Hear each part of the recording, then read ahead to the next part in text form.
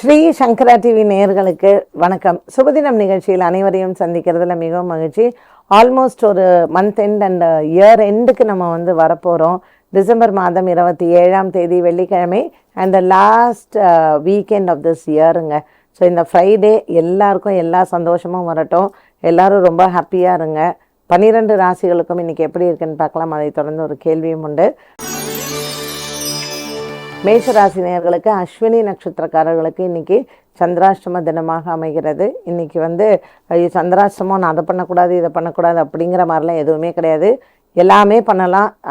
ஆஃபீஸ்லேயே நம்ம எப்போவும் ஹாப்பியாக இருக்கலாம். பட் என்ன சந்திராஷ்டமத்தில் நம்ம ஏதாவது ஒரு மனசு நமக்கு கஷ்டப்படுற மாதிரியான சம்பவங்கள் நடக்கலாம். அதனால் காலையில் விநாயகருக்கு ஒரு தேங்காய் உடைங்க, விநாயகரை வழிபாடு பண்ணுங்கள், இல்லை ஏதாவது ஒரு கோயிலுக்கு பால் அபிஷேகம் பண்ணுங்கள். சந்திராஷ்டம தோஷம் விலகும். அஸ்வினி நட்சத்திரக்காரர்களுக்கு, பரணி மற்றும் கிருத்திகா நட்சத்திரக்காரர்களுக்கு ரொம்பவுமே சிறப்பாக அமையும். நல்ல ஒரு மன நிறைவான நாளாக அமைகிறது. அண்ட் மேஷராசி அன்பர்களுக்கு இன்றைக்கி விநாயகர் வழிபாடே சிறந்தது. ரிஷபராசி அன்பர்கள், நான் இன்றைக்கி ரிஷபராசி சொல்லும் பொழுது நேத்திக்கு ஒருத்தங்க என்னை பார்த்தாங்க. மேடம், சுபதினம் நிகழ்ச்சியில் நீங்கள் மேஷராசிக்கு சொல்கிற அளவுக்கு ரிஷபராசிக்கு ஏன் சொல்லலைன்னு சொல்லி கேட்டாங்க. ஸோ அவங்க நிறைய பேர் அவங்கக்கிட்டேயும் அந்த மாதிரியான ஒரு சின்ன வேண்டுதல் வச்சாங்களாம். ஸோ ரிஷபராசினியர்களுக்கு இன்றைக்கி எக்ஸ்க்ளூசிவாகவே சொல்லிடுறேன். ரிஷபராசி அன்பர்களுக்கு இன்றைக்கி ரொம்ப ரொம்ப நாள் நல்லாயிருக்கும். அதாவது மேஷராசிக்கு ஏன் நான் ஜென்ரலாக கொஞ்சம் இம்பார்ட்டன்ஸ் கொடுத்து அதிகமாக கொடுக்குறேன் அப்படின்னு சொன்னால், அவளுக்கு 12ல் ராகு இருக்கும். அண்ட் கிரக அமைப்புகள் பார்த்திங்கன்னா 6ல் கேத்து அண்ட் 2ல் குரு. ஸோ மேஷராசிக்காரர்களுக்கு கோச்சாரத்திலேயே கிரக நிலைகள் கொஞ்சம் சுமாராக தான் இருக்குது. ரிஷபத்துக்கு அப்படி இல்லை, ஜென்மத்தில் குரு. மற்றபடி உங்களுக்கு சனி 10ஆம் இடத்துல தொழில் ஸ்தானத்தில் மட்டும்தான் கொஞ்சம் நமக்கு ஒரு வேலையில் பலு அதிகமாக இருக்குமே தவிர மற்றபடி இட் இஸ் ஓகே. அதனால தான் ரிஷபராசி நேயர்களுக்கு பெரிதளவுக்கு என்றைக்குமே ஒரு மன கஷ்டமோ இல்லை ரொம்ப ஜாக்கிரதையாக இருக்கணுமோ அப்படி இல்லை. உங்கள் தசா புக்திகள் எப்படியோ அப்படிதான் பலன்கள் உண்டு. தினப்பலன்கிறது சந்திரனை வைத்து சொல்லக்கூடியது தான். ரிஷபராசி நேயர்களுக்கு இன்றைக்கி உடல் ஆரோக்கியத்தில் கொஞ்சம் எச்சரிக்கையாக இருங்க. ஜென்மத்தில் இருக்கக்கூடிய குரு பகவான் வயிறு சம்பந்தப்பட்ட பிரச்சனைகளை உங்களுக்கு உண்டு பண்ணலாம். 6ஆம் இடத்தில் இருக்கக்கூடிய சந்திரன் மற்றும் ராசியில் இருக்கக்கூடிய குரு, இவங்களுக்கு ரிஷபராசி அன்பர்களுக்கு உடல் ஆரோக்கியத்தில் குறைபாடுகள் வருமே தவிர வேறு எந்த விதத்துலையும் பெரிய குறைபாடுகள் இல்லை. அலுவலக வேலையாகவும் மனசுக்கு அமைதியும் நிம்மதியும் உண்டு. குடும்பத்தில் பிள்ளைகளால் சந்தோஷங்கள் ஏற்படும். இன்றைக்கி அம்மன் ஆலய வழிபாடுகள் சிறந்தது. மிதுனராசி அன்பர்களுக்கு நல்ல ஒரு முன்னேற்றமான நாளாக இருக்கும். 6ஆம் இடத்துல இருக்கக்கூடிய புத பகவான் ராசிநாதன் தன லாபத்தை கொடுப்பார். ஸோ இன்றைக்கி தங்கம் வெள்ளி வாங்கிறது உங்களுக்கு நல்ல விசேஷத்தை தரும். மிதுனராசி அன்பர்களுக்கு நல்ல ஒரு மன நிறைவான நாளாகவே அமைகிறது. கொடுக்கல் வாங்கலில் இருந்து வந்த பிரச்சனைகளும் உங்களுக்கு தீரும்.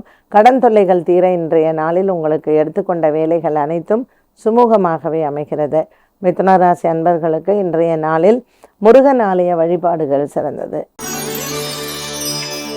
கடகராசி அன்பர்கள், ராசியில் இந்த செவ்வாய், கடகராசிக்காரர்களுக்கு பாவம், ராசியில் செவ்வாய், 8ல் சனி, அவங்களுக்கு லாபத்தில் குரு இருந்தாலும் அது பெரிய அளவுக்கு அவங்களுக்கு ஒரு லாபத்தை கொடுக்கவில்லை. 3ஆம் இடத்தில் கேத்து, கொஞ்சம் இவங்களுக்குமே கிரக நிலைகள் ரொம்ப சாதகமாக இருக்குன்னு சொல்ல முடியாது. ஸோ அப்படிப்பட்ட ஒரு கிரக நிலை அமைப்பிலேயே இன்றைக்கி நல்லா இருக்குமா அப்படின்னு பார்த்தீங்கன்னா, நீங்கள் எடுக்கிற முடிவுகளில் கொஞ்சம் தெளிவாகவும், கூட பிறந்த சகோதர சகோதரிகளால் சின்ன சின்ன கஷ்டங்களோ மன வருத்தங்களோ வர்றதுக்கெல்லாம் வாய்ப்புகள் உண்டு. இந்த கடகராசி அன்பர்களுக்கு இன்றைக்கி பூர்வ புண்ணிய பலங்கள் அதிகரிக்கும். பிள்ளைகளால் நன்மைகள் ஏற்படும். குழந்தைங்களுக்கு உங்களுடைய குழந்தைங்களுக்கு உடல் ஆரோக்கிய நலம் மற்றும் குழந்தைங்களால் உங்களுக்கு ஒரு திருமண விஷயத்தில் பிரச்சனைகள் இது எல்லாம் தீர வழி பிறக்கும். கடகராசி அன்பர்களுக்கு எண்ணங்கள் நிறைவேறும். சிம்மராசி அன்பர்கள், இந்த சிம்மராசி அன்பர்களுக்கு நல்ல ஒரு குதூகலமான நாளாக இந்த நாள் அமைகிறது. ராசிநாதன் சூரியன் பூர்வ புண்ணியத்தில் 5ஆம் இடத்தில் அமர்ந்திருக்கிறார். எடுத்துக்கொண்ட வேலைகள் அனைத்துமே உங்களுக்கு சாதகமாகவே அமைகிறது. இந்த சிம்மராசி அன்பர்களுக்கு கொடுக்கல் வாங்கலில் இருக்கக்கூடிய பிரச்சனைகள் எல்லாம் தீர்ந்து இன்றைக்கி வழக்குகளில் விசாரணைகளில் வெற்றியும் கிடைக்கும். சிம்மராசி நேயர்களுக்கு இன்றைக்கி ஒரு நல்ல பெருமாள் ஆலய வழிபாடு, கருடனுக்கு விளக்கேற்றுறது ரொம்ப சிறப்பு. கன்னிராசி நேயர்கள், இன்றைக்கி கன்னிராசி நேயர்களுக்கு என்ன மாதிரியான ஒரு பலன்? ரொம்ப மனசுக்கு நிறைவான ஒரு நாள், சந்தோஷமான ஒரு நாள். உறவினர்களை சந்திப்பது மற்றும் வெளியூர் பிரயாணங்கள் மேற்கொள்வது, சில சுப காரியங்களில் நீங்கள் கலந்து கொள்வது, இந்த மாதிரியான விஷயங்கள்லாம் கன்னிராசி நேயர்களுக்கு ரொம்பவுமே ஒரு அட்டகாசமான நாள் அப்படின்னு வச்சுக்கோங்களேன். புதிய நண்பர்களை நம்ம சேகரிச்சுக்கிறது. ஸோ இன்றைக்கி நாள் பூரா நமக்கு நல்ல சிரிப்பு, மனசுக்கு நிறைவு, மற்றவர்களோட நல்ல ஒரு ஆனந்தமாக டைமை ஸ்பெண்ட் பண்ணுறதுக்கு இப்படிப்பட்ட ஒரு நாளாக இருக்கும். உடல் ஆரோக்கியம் நல்லாவே இருக்கும். கன்னிராசி நேயர்களுக்கு இன்றைக்கி பெருமாள் ஆலய வழிபாடு ரொம்ப சிறந்தது. இன்றைக்கி நீங்கள் யாரை சென்று வணங்கலாம் அப்படின்னு பார்த்தீங்கன்னா, ஆஞ்சநேயருக்கும் கருடனுக்கும் தீபம் ஏற்றுங்க. துலாம் ராசி நேயர்கள், ராசியிலேயே சந்திரன் அமர்ந்திருக்கிறார். துலாம் ராசி நேயர்களுக்கு இன்றைக்கி சின்ன சின்ன ஒரு மனக்குழப்பங்கள், மனக்லேசங்கள் போகும். ஒரு பய உணர்வு போகும்.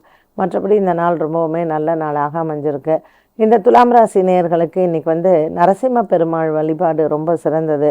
ஸோ நரசிம்மர் ஆலயத்திற்கு சென்று தீபம் ஏற்றி வழிபாடுகள் செய்யலாம். மார்கழி மாதமாக இருக்கிறதுனால ஏதாவது ஒரு திவ்ய தேச வழிபாடும் உங்களுக்கு நல்லது. விருச்சிக ராசி அன்பர்கள், இன்றைக்கி நாள் முழுவதுமே விருச்சிக ராசி நேயர்களுக்கு அலைச்சல்கள் அதிகம் இருக்கும். 12ஆம் இடத்தில் சந்திரன் சஞ்சாரம் செய்வதனால் சின்ன சின்ன மனக்குறைகள், சின்ன சின்ன வேதனைகள் அவ்வப்போது போகலாம். குடும்பத்தில் ஏதாவது சண்டை சச்சரவுகள் வரும். ராசியில் புத பகவானும் 2ஆம் இடத்துல சூரியனும் இருக்கிறதுனால குடும்ப சம்பந்தப்பட்ட விஷயங்கள், குடும்ப சுமைகள் அதிகரிக்கலாம். விருச்சிக ராசி அன்பர்களுக்கு இன்றைக்கி எண்ணம் போல் நல்ல ஒரு முன்னேற்றமான ஒரு நாளாக இருக்கும். கொஞ்சம் நண்பர்கள் விஷயத்தில் எச்சரிக்கையுடன் இருக்கலாம். தனுசு ராசி நேயர்கள், இன்றைக்கி நாள் முழுவதுமே தனுசு ராசி நேயர்களுக்கு நல்ல ஒரு மன நிறைவும் சந்தோஷமும் கொடுக்கக்கூடிய நாளாக அமைகிறது. இன்றைக்கி ராசியில் சூரியனும் 8ஆம் இடத்தில் இருக்கக்கூடிய செவ்வாயும் கணவன் மனைவி ஒற்றுமை மற்றும் உடல் ஆரோக்கியத்தில் சின்ன சின்ன பிரச்சனைகள் போகலாம். காலை வேளையில், அதுவும் இந்த தனுர் மாதத்தில் நல்ல ஒரு சிவன் ஆலயம் போயிட்டு திருவெம்பாவை பாசுரம் கேட்டு சிவனுக்கு அர்ச்சனை செய்து வருவது சிறப்பு. மகர ராசி அன்பர்கள், ரொம்பவுமே சந்தோஷமான நாளாக இருக்கும். மகர ராசி நேயர்களுக்கு குடும்பத்தில் வீடு சம்பந்தப்பட்ட விஷயங்களில் முக்கிய முடிவுகளை எடுக்கக்கூடிய ஒரு காலகட்டமாக அமைகிறது.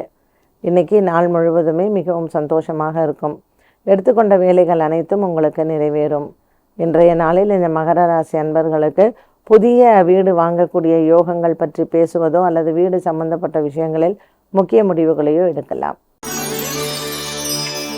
கும்பராசி அன்பர்கள், கும்பராசி அன்பர்களுக்கு தடைகள் விலகும். ராசியில் இருக்கக்கூடிய சனி பகவான், 2ஆம் இடத்தில் இருக்கக்கூடிய ராகு பகவான் உங்களுக்கு தடையை, குடும்பத்தில் இருக்கக்கூடிய விஷயங்கள், பொருளாதாரத்தில் மேன்மை, திருமணம் சார்ந்த விஷயங்களில் முன்னேற்றங்கள் உண்டு. கும்பராசி அன்பர்களுக்கு 6ஆம் இடத்தில் இருக்கக்கூடிய செவ்வாய் பகவானால் சில செலவுகளும் காத்திருக்கிறது. இன்றைய நாளில் மகாலட்சுமி தாயாரை பிரார்த்தனை செய்து லக்ஷ்மி குபேர பூஜை செய்யலாம். மீனராசி அன்பர்கள், இன்று நாள் முழுவதுமே மீனராசி அன்பர்களுக்கு ஓட்டமும் நடையுமாக இருக்க வேண்டும். இன்றைய நாளில் உங்களுக்கு எடுத்துக்கொண்ட வேலைகள் அனைத்தும் நினைத்தபடி முடியும். ரேவதி நட்சத்திரக்காரர்களுக்கு சந்திராஷ்டம தினமாக அமைகிறது. பிள்ளைகளிடத்தில் சில மன தகராறுகளோ மனக்கசப்புகளோ போகும். இந்த மீனராசி அன்பர்களுக்கு இன்று உடல் ஆரோக்கியத்திலையும் கவனம் தேவை. 12 ராசிகளுக்கும் உண்டான பலன் மற்றும் பரிகாரத்தை பார்த்தோம். இந்த நாளுக்கான கேள்வி என்ன என்பதை பார்க்கலாம். 2025ஆம் ஆண்டில் எத்தனை கிரக பயிற்சிகள் நடைபெறுகின்றன? இந்த 2025ஆம் ஆண்டு நம்ம வரவேற்கக்கூடிய ஒரு காலகட்டத்தில் இருக்கோம். இன்னும் ஹார்ட்லி 4 டேஸில் நமக்கு நியூ இயர் வருது. ஸோ இந்த புத்தாண்டு பலன்கள் நிறைய பேர் சொல்கிறாங்க. நானே சொல்கிறேன் புத்தாண்டு பலன்கள். ஆக்சுவலாக ஜனவரி 1 ஏதாவது கிரக மாற்றம், கிரக பயிற்சி இருக்கான்னா ஒன்றுமே கிடையாது. நம்மளுடைய கணக்குப்படி, ஜோதிட கணக்குன்னு நீங்கள் எடுத்துட்டேன்னா மகர சங்கராந்தி பலன் உண்டு. தை மாதம் 1ஆம் தேதி சூரியன் மகரத்துக்கு போகிறதுக்கு பலன் இருக்குது. அதே மாதிரி ஆடி மாதம் போகிறச்சு, ஐப்பசி மாதம் போகிறச்சு, இதுக்கெல்லாம் தான் பலன்கள் உண்டு. கிரக பயிற்சிகள் இதை தவிர நம்ம 2025 முக்கியமாக பார்க்குறது திருக்கணிதப்படி ஃபஸ்ட்டு நமக்கு மார்ச் மாதம் மார்ச் 29ஆம் தேதி சனி பெயர்ச்சி திருக்கணிதப்படி நடக்குது. வாக்கிய பஞ்சாங்கப்படியும் திருநள்ளாறு அந்த கோவிலில் பார்த்திங்கன்னா அவங்க 2025 சனி பெயர்ச்சியை எடுத்துக்கலை. 2026 தான் அவங்க எடுத்துகிட்டு இருக்காங்க. இப்போ நாங்கள் ஜோதிடம் கணிக்கிறவங்க, திருக்கணிதத்தை ஃபாலோ பண்ணுறவங்க இந்த சனி பெயர்ச்சியை கணக்கில் எடுத்துக்கிறோம். அடுத்தது குரு பெயர்ச்சி. ஸோ மே மாதம் வந்து பார்த்திங்கன்னா 2 பெயர்ச்சி வருது, குரு பெயர்ச்சி மற்றும் ராகு கேத்து பெயர்ச்சி. ஸோ இது வந்து ஒரு 2 days 3 days டிஃப்ரென்ஸில் தான் வருது, ராகு கேத்து பெயர்ச்சியும் குரு பெயர்ச்சியும். அதனால் அடுத்த வருடம் நமக்கு 3 முக்கிய கிரக பெயர்ச்சிகள் வந்து இருக்குது. நிறைய பேர் வந்து பயப்படுறாங்க. அதாவது தயவு செஞ்சு சோஷியல் மீடியாவில் வர்றது, இந்த யூடியூப்பில் வர்றது, இப்படி ஆகிடும், இந்த ராசிக்கு ஓஹோன்னு இருக்குது, இந்த ராசி ஒன்றுமே இல்லை, கோடீஸ்வரன் ஆமாம், பிச்சைக்காரன் ஆமாம், இதெல்லாம் தயவு செஞ்சு நீங்கள் நம்பாதீங்க.